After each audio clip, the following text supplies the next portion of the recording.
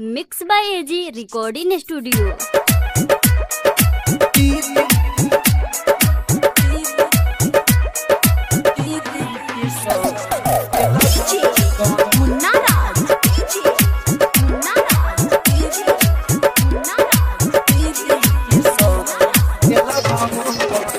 रोजू आवे हमारा घरे संगे जाले कोचिंग कहरे ले कोचिंग कहरे रोजू आवे हमारा घरे संगे जाले कोचिंग करे हरे मिलते नजरिया गजब हो गई जाने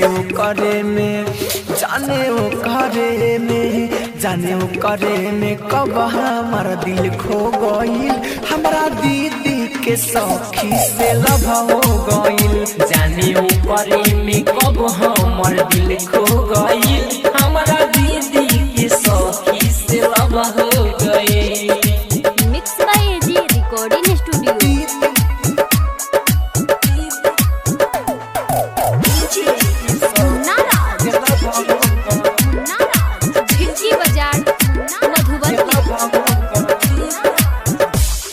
बताई ना बा कवनो कमी रोज हमारा माई के कहले मम्मी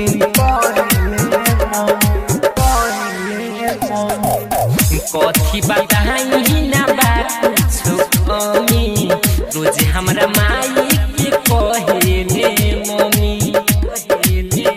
हर ठीक भइल जाना हो गइल जाने करे में कब हमारा दिल खो गइल हमारा दीदी के सखी से लव हो गइल जाने ओकरा में कब हमर दिल खो गइल हमारा दीदी के सखी से लव हो गइल। आप सुन रहे हैं एजी एंटरटेनमेंट की धमाकेदार प्रस्तुति।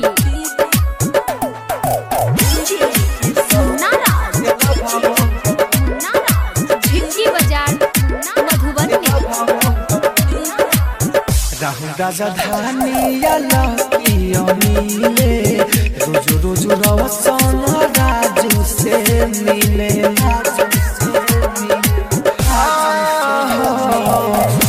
राजधानी मिले रोज रवसन राजू से मिले